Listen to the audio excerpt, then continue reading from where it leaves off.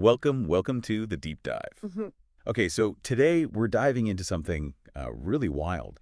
We've got this stack of sources about a German podcast, Mike's Waffenfacts, MWF. Yeah, MWF. And this isn't your typical podcast listen, is it? No, not at all. I mean, the picture painted here is of a show that started, raw, maybe provocative, but then it just spirals. It takes this chilling turn into something really chaotic, deeply unsettling. Absolutely. And our sort of mission today is to figure out how that happened. How did MWF go from this like cult show to something that really pushes, maybe even breaks the boundaries of reality? Right. And central to all this, kind of key enigma, seems to be this one figure, Kairam. Kyrem, yeah. He feels crucial. We need to piece together, what was his role, who was he connected to, because it really feels like his actions, maybe quite subtle actions, hold the key to the incredibly strange way this whole thing unfolds. Like this ending, nobody saw it coming. And strange is putting it mildly. The sources we're working with today are, well, they're fascinating, but also kind of overwhelming. We've got transcripts from the actual MWF episodes. Right. Detailed ones. Yeah, and internal analyses like researchers trying to unpack it all, plus YouTube commentary excerpts, people just trying to process what they were hearing. And even song lyrics from this band, the Doza Crew. They seem completely tangled up in the whole MWF story. Maybe clues in the music. Feels like it. So yeah, get ready, because this dive, it really blurs the lines. Is it entertainment? Is it fiction? Or is it just, well, madness? Let's try and unpack it. Yeah, it's definitely a puzzle. It makes you question what reality even means in media sometimes. Okay, so to get a grip on this, this descent, we need to start at the beginning. What was Mike's Waffenfacts like initially? Those early episodes, 37 Chaos and Corn, 38 Panzertape and Partikelkanonen. What was the vibe? Well, right from the get-go, MWF had this really distinct, almost aggressive feel. The sources talk about it being incredibly loud, like unapologetically loud. Not just background noise then. No, you wouldn't just get theme music. It was more like an assault of raw rock music, sudden explosions, even machine gun sounds right at the start. It wasn't bad production, it felt deliberate. Intentional chaos. Exactly. Creating this sense of raw, unfiltered energy. Like it was meant to hit you hard, to be the opposite of polish. That was their brand, audio anarchy. And the people behind this anarchy, the main cast. You basically had three core figures. First, Mike. He called himself the Chief, described as super enthusiastic, loud, obviously a huge Weapon fan, and definitely had a thing for extreme statements. He was the driving force, maybe the unhinged force. Okay, the loud frontman. Who else? Then there was Rickard. He was the cynical sidekick, often skeptical, loved a good conspiracy theory, and, well, frequently described as lalend, that German word for being drunk and sort of slurring, rambling. He tried to be the voice of caution sometimes, the Stimmen, but, Mike rarely listened. The exasperated one, right? Always rolling his eyes at Mike. Pretty much, yeah. The counterpoint to Mike's mania. And then there was Ramanga, the sound engineer, the tone engineer. The quiet one? Usually quiet, yeah. A big black metal fan, apparently, and consistently described as long-suffering or just plain annoyed by all the craziness and, frankly, danger happening around him. He was like the quiet professional stuck in the middle of a circus. You'd hear sighs, muttered comments. That sounds like booze was a big part of the mix, too, not just incidental. Oh, absolutely central. Beer and Doppelkorn, that German grain spirit. They were basically characters themselves. It was everywhere. Often mentioned right at the start like a ritual. Making toasts to bad decisions. Exactly. Toast to senseless discussions and bad decisions. Yeah. It set the tone immediately. It wasn't just background drinking. It was part of the show's identity. Lowering inhibitions, fueling the unpredictability, letting the audience know, anything goes here. And the way it was put together, those abrupt cuts, discussions just fading out. Yeah. Was that just sloppy editing? No, the analysis really points towards that being a deliberate choice. A dramaturgical trick, they call it. A trick. How so? By cutting off discussions, especially on tricky topics like maybe politics or difficult listener questions, they left it open. You had to interpret it yourself. It boosted the chaos, kept things mysterious. So they could provoke without actually saying the really problematic stuff definitively. Precisely. It gave them, Deutungshoheit, the power of interpretation. They could push boundaries but kind of sidestep the direct consequences. Clever in a way, walking a tightrope. Okay, so even early on, it was calculated chaos. What were some of the actual examples of this early weirdness? The stuff that made people go, what am I listening to? Well, there's episode 111, Blas Rohrberserker. Mike's testing a giant blowpipe. Sounds dangerous, right? Yeah. He's shooting gummy bears. Gummy bears, seriously. Yeah, that kind of bizarre juxtaposition. Or in episode 38, they'd be talking seriously about like particle cannons and then suddenly pivot to Wagelsige Arschbomben-Techniken, like daring cannonball techniques for swimming pools. Okay, that's a sharp turn. Or a rückwärtige Schraubenzieher, a reverse screwdriver. Just these weird, childish concepts thrown in. It was meant to disorient you, keep you off balance. And there were some pretty physical moments too, right? Mhm. Didn't Rickard get sick on air? Like, for real? Oh, yeah. Multiple times. Episodes 38 and 1 and 29, sources say he actually vomited on the table, on Mike's leg, even into Mike's beer, apparently. Oh, okay. It wasn't just a one-off gag. It became this recurring thing, reinforcing that raw, unfiltered, sometimes genuinely disgusting vibe. It blurred the line. Was it staged? Was it real? Part of that anything goes feel. So that's the foundation. Raw, chaotic, deliberately provocative. How did it tip over from just being absurd to feeling actually dangerous, where the risks became, real? This is where it gets really interesting and, yeah, quite unsettling. Mike's initial drive, that will to break limits for the show, it became his whole identity. It wasn't just talk anymore. The incidents got worse. Much worse. They moved from just gross stuff to actual physical harm. Like Rickard's injury in episode 175. They were messing with a Nalfosh catapult, a firecracker catapult. Oh, okay, that sounds like a bad idea already. Yeah, and it misfired. A projectile hit Rickard, exploded in his pants pocket. The sources describe him screaming about my best piece. Real pain. That's way beyond a stunt. Wow, okay, yeah, that's definitely crossing a line. Were there other inventions from Schwatten, was it, that pushed things further? Absolutely. Schwatten's stuff kept blurring that line. There was the Klebrigkeits Inferno 3, a water pistol shooting sticky green goo.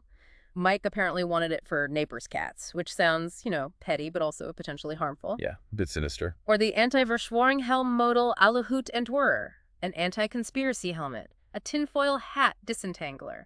Sounds funny, but the tech manipulation theme was getting stronger. Then later, episode 197, they're using ninja granitin and dubious potions.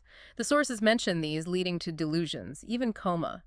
It shows starkly how provocation just slid into real danger. And Mike himself wasn't immune. I remember reading something about a plasma weapon incident. Oh yeah, episode 239, Afaxa. Mike has a serious accident with his own experimental Taschen plasma werfer, a pocket plasma thrower. That sounds incredibly dangerous. It led to him being hospitalized. But then, in classic Mike fashion, he apparently stages this chaotic escape from the first hospital, only to get readmitted to a different one. The podcast describes it all frantically. Wow. It just perfectly shows his impulsivity, his total disregard for consequences. He even called the whole thing the rolling offensive of madness. Like, he embraced it. These weren't just jokes. They were real incidents, but he reframed them as part of his chaotic brand. And all this chaos, this danger. What was the psychological effect inside the show on Mike? The sources talk about reality itself sort of destabilizing. Exactly. The analyses really emphasize Mike's psychological deterioration. A progressive destabilization of reality just became more and more obvious in the show. How did that manifest? Well, they started integrating these really bizarre prepper products, like a radiation cocktail that tasted like fish and disinfectant. Or in episode 249, a prepper edition perfume smelling of dried beans and campfire. Okay, that's niche. Right. But it wasn't just random props. It tapped into this growing anxiety about collapse, twisting real fears into this grotesque entertainment. It blurred satire and genuine paranoia, and these weird products showed up alongside increasingly dark end-time fantasies, nuclear meltdowns, mutants, society collapsing. So the blurring of fact and fiction wasn't accidental. It became a tool to get attention. Totally. The show's whole performative style, the intentional blurring, became a key strategy. Stand out in a crowded field, like describing a goulash cannon not as for cooking, but as a weather manipulation weapon to distract from chemtrails. Seriously, a goulash cannon. Yeah. Or saying particle cannons were actually alien technology for a Mars invasion in 2035. That stuff was in episodes 129, 477. This constant mashing together of the absurd and the maybe factual just created this disorienting experience. You were always questioning, is this real? Is it satire? Is Mike just losing it? It was controlled chaos designed to keep people hooked and confused. So amidst all this chaos and blurring lines, these other figures start popping up, becoming more influential. Schwatten first. He sounds ominous. Schwatten is absolutely pivotal and deeply unsettling. He starts as just a supplier of weird stuff, but he evolves into this really undurchsichtige, opaque, authoritative figure. You never quite know his angle. And he's providing the really dangerous tech. Increasingly so. We're talking quantum resonators, manipulating quantum fields, psychostrahler hallucinators to cause hallucinations, even a realitate chiffrier veritas, a reality scrambler, plus weird stuff like pinball dryers, Selenio 3000. This is way beyond simple gadgets now. It's borderline sci-fi, seriously dangerous tech. And Mike, Mr. Loud and confident, he's actually nervous around this guy. That's a huge tell, isn't it? Despite all his usual bluster, Mike is untypically nervous with Schwatten. It really hints at shady deals, maybe external pressure that even Mike can't control. And Schwatten himself doesn't care about the consequences. Seems like it. He dismisses major studio damage. Episode 466, Test Anomalian, talks about debris, broken bottles, furniture knocked over, calls it mere collateral damage, inevitable with this kind of innovation. All he cares about is the result, the immense potential, and he demands Mike's absolute silence and obedience. He's clearly a power player, pulling strings. Okay, that's creepy. Then there's Gasbold, Mike's dad. But mythical. Yeah, Gasbold exists mainly in Mike's stories. He's painted as this exaggerated caricature of idealized masculinity, just ridiculously larger than life. Like what kind of stories? Oh, like Gasbold training an invisible goat. That apparently ate specific grasses to become the Schwebende Festung von Kabul, the floating fortress of Kabul in Afghanistan, episode 373. An invisible goat fortress. And Mike uses these utterly bizarre, unverifiable tales as unquestioned proof for his own claims. It props up his image, you know, son of a legend, but it also just further muddies the water between fact and total fantasy. Makes his own weird stuff seem slightly more plausible by comparison, maybe. Okay. And the SSS Solar Soldatenstaffel. Sounds like something from a comic book initially. Within MWF itself, yeah, they're introduced kind of like that. A military group, alien tech, planning a Mars invasion in 2035. Episodes 129, 477 again, fits right into Mike's usual blend of conspiracy and sci-fi. But then it gets darker in that related show. Exactly. The FUX show, it's linked to the Doza crew, part of this wider universe. And in a really chilling twist, the host of the FUX show is revealed as an SSS agent. Yeah. And this agent then starts orchestrating mass arrests and disappearances. What seems like absurd fiction suddenly becomes this mechanism for actual control and vanishing, still under this guise of absurdity, which makes it even creepier. It shows how the show's fiction started bleeding into something that felt terrifyingly real, affecting actual people, not just characters. Okay, this is getting seriously dark. Mm-hmm. Which brings us squarely to Kai-Ram, the Shadow. His arrival follows Romanka finally quitting. What pushed Romanka over the edge? Romanka, the sound guy, his discomfort had clearly been building, especially as the show moved from pranks to genuine danger, particularly with Schwatten's inventions. The Schwatten-Swaffen, he was the grounded one, right? The last sane man in the room. Pretty much. The breaking point was episode 563. Mike, just totally disrespectfully, starts bragging about selling his worn socks as bioweapons on the darknet. For Romanka, that was it. He just exploded, quit right there on air, threw down his mic. A really dramatic exit. It wasn't just an employee leaving. It felt like the end of an era for the show. The last bit of sanity walked out the door, leaving this vacuum. And they immediately try to fill that vacuum with this casting disaster. What happened there? Right after Romanka storms out, episode 567, they hold this casting. First candidate, Herr Smet. Technically good, apparently, but really condescending. Wanted to clean things up. Yeah, wanted to polish it, smooth it out, maybe filter Rickard's conspiracies. Mike and Rickard shot him down instantly, said his perfection collides immediately with the creative chaos. So they actively didn't want competence. It seems that way. They explicitly prioritized the raw, escalatory image over professionalism. They even said something like, it can hardly get worse than Romanka's black metal, implying they were almost looking for something more disruptive. Wow, okay. So they reject the confident guy. Yeah. And then Kai-Ram shows up. The total opposite. Completely. Kai-Ram is hired. Described as quiet, unobtrusive, almost shadowy. Makes these really cryptic statements, says he prefers to work in the shadows and keep all signals in sight. I mean, red flags everywhere, right? You'd think. And Rickard was suspicious. Immediately. Calls him a sleeper agent, suspects alien influences. Even Mike asks this weirdly specific question like, have we met in a dark alley or at a secret weapon auction? But despite all that, they hire him. Why? Why take that risk? What does that say about them? It screams that they preferred the mystery, the potential complication over anything straightforward or safe. Even if it was a massive, uncalculatable risk, they went for it. It shows how committed they were to this image of unpredictability, maybe how much Mike himself was drawn to the dangerous unknown. They weren't just hiring a tech, they were adding another chaotic element to the mix. Almost self-destructive. And Kai Rem, this quiet enigma, he has this other life, right? In music. With the Doza Crew. Yeah, he's part of this band, the Doza Crew, and his own track, Wiriwiri, is incredibly revealing, especially compared to his quiet persona in the studio. What do the lyrics say? They're raw. Talk about battling madness, being lost in the city, running from one's own face. Like, everyday war, reality shatters. He mentions endless tunnels, echoes of madness. It's dark stuff. Wow. So intense inner turmoil. Definitely. But then the lyrics also say the beat. The music itself is his strength, his defense against the inner curse. It paints this picture of someone wrestling with serious internal chaos, using art almost as a shield, a way to survive it. So the music's a coping thing for him. Yeah. What about the Doza Crew overall? Where are they coming from? They're rooted in Ostfriesland, this coastal part of Germany, described as kind of isolated, kind of rough, using Plattdeutsch, Low German in songs like BKRDN Platt. Feels like a statement, you know? Regional identity, resilience, like the fishing communities there. And their themes. Do they connect to MWF? They often take these traditional ideas like resistance, community, stuff tied to their region, and translate them into the digital age.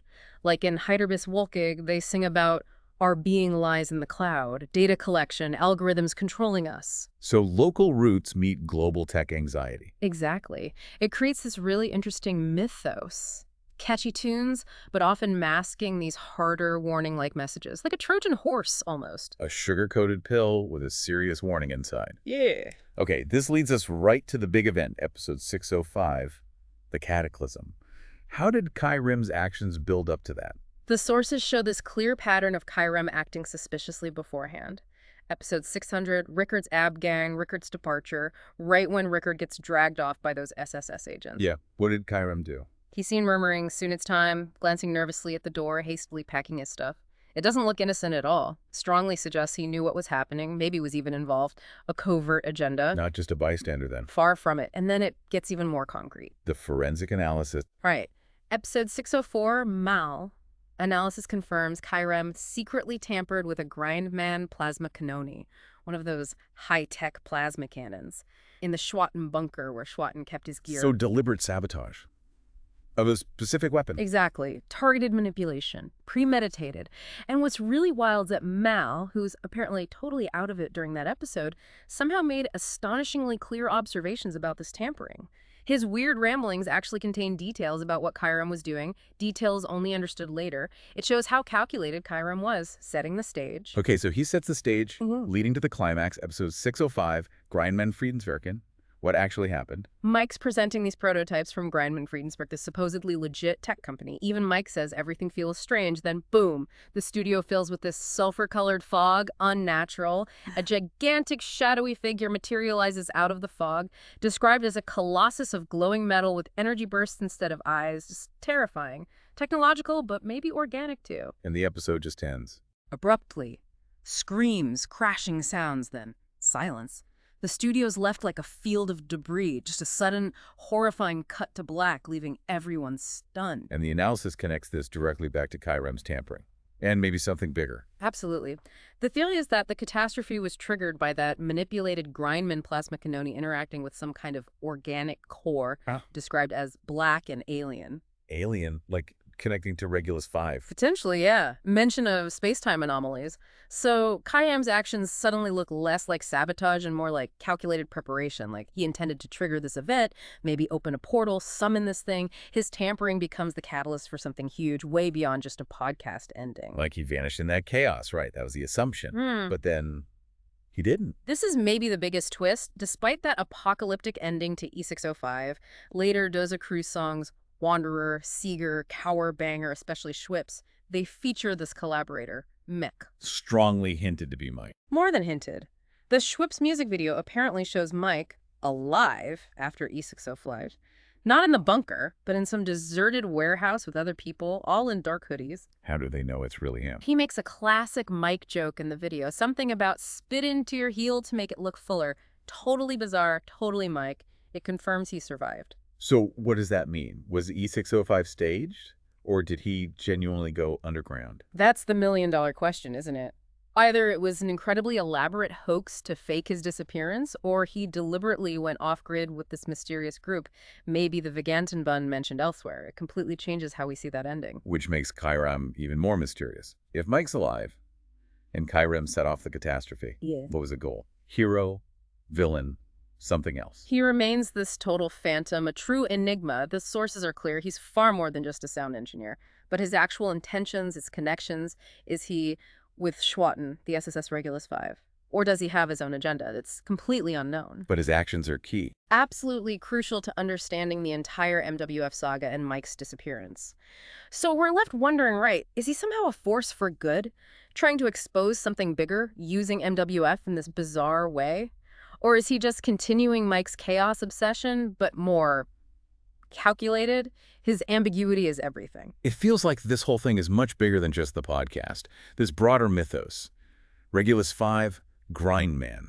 How do they connect? Is it really an interdimensional conflict? Regulus 5 is described as this dangerous parallel dimension, but not just dangerous, also sad. It has a suffering, apathetic population, like the life's been drained out of them, and orbiting it is this ominous, energetically active portal, a gateway. A gateway. Yeah. And Grindman, the company from E605. Yeah, Grindman Friedenswork, they're researching all this weird portal stuff, but their work is being hindered and harassed by the SSS on Regulus 5.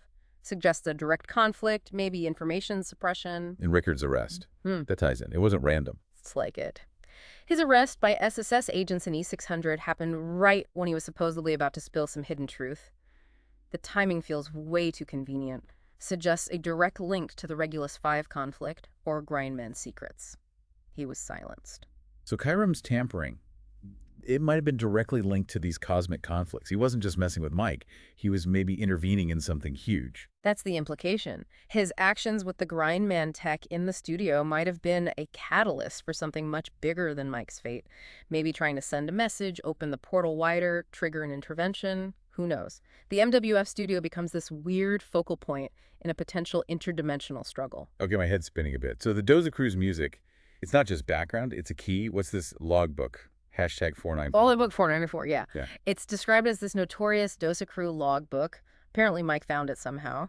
And it's presented as the key to understanding the Doza Crew's real role in all this, their connection to MWF and the bigger picture, like a hidden text, a manifesto maybe. Suggesting the band is more than just a band? Definitely. That they have their own agenda, using music to communicate, to resist. And the themes in their songs back this up. What kind of stuff did they sing about? Lots about digital rebellion, escape from captivity, feeling trapped in a digital world, fighting inner and outer threats. There's talk of a mainframe revolution, this big event that blurs reality and some kind of matrix-like digital existence. So fighting against control, digital or otherwise. Yeah, navigating data streams, unseen forces, manipulating information, trying to stay individual against algorithms. That digital anxiety mixed with their specific regional roots, it's a powerful combo. And they mention the cosmic stuff directly, Regulus 5. Oh yeah, very directly. Their track, Regulus Prelude, has lyrics like witnessing primal force, orbit stranded terror, the portal, a hole without a bottom, storm screaming. These aren't vague metaphors. They seem to directly reference the Regulus 5 story. Wow. So they know. It seems like it. Like their music is a record, a warning, maybe even inspired by these events. The sources say the music accompanies darkness, offers a path through it, expresses resistance. Even that, it inspires dreams, hinting at some subconscious communication. It strongly suggests the Doza Crew are way more than just musicians. Key players, maybe an ancient order, maybe future resistance, something much bigger. Which loops us back to the big, unsettling question. What is Mike's Waffen Facts? Is it just a crazy show, a simulation? Or did something genuinely dangerous bleed through, blurring those lines completely? That's the core mystery, isn't it? And there's no easy answer. That FUX show, again, it's described as this grotesque parody, but one that somehow reflects something very real about control, about how fragile freedom is when authority asserts itself. Like how Rickard just vanished. Exactly. What starts as absurd entertainment becomes a tool for control, for making people disappear. It forces you to think about how easily information, even crazy information, can be manipulated. So maybe the appeal of MWF, this raw, unfiltered, controversial stuff, maybe it says something about us. why we're drawn to it in a world that feels so polished. The analysis suggests exactly that. Maybe there's this deeper longing for authenticity, even if it's a messed up, dangerous kind of authenticity. In a media world that's often so smooth and safe, MWF forces you, the listener, to actively engage with it. You can't just passively consume it. No. You have to think critically about the gradation between facts, fiction, and provocation. It's uncomfortable, but it makes you question what you consume, why you consume it, how easily you accept narratives. It's like a distorted mirror showing our own desire for something real, however ugly. Okay, so let's try and recap this craziness. We've walked through the world of Mike's Waffen Facts, seen it go from chaotic fun to genuinely dangerous, felt Schwatten's creepy influence grow, watched reality itself kind of melt within the show. And right in the middle of it all, there's Kairam, the quiet guy, whose subtle actions being suspicious when Rickard vanished, deliberately messing with that specific plasma cannon, seemed to be the direct trigger for the E605 catastrophe and Mike's vanishing act, and subsequent reappearance. His music, his Doza crew links, they scream that he's not just a sound tech, he's a major player in a much bigger, much darker game. So as we finish up this deep dive, here's something to chew on. What does it actually mean when the line between art, entertainment, and something really disturbing just dissolves like this? Yeah, and if a podcast, something seemingly contained, can warp reality, or at least our perception of it, so profoundly, what does that suggest about other hidden forces, not just in our world, but maybe, just maybe, in those other dimensions like Regulus 5 that the story hints at? Mike's Waffen Facts definitely leaves you wondering. A lot Yeah. to think about there.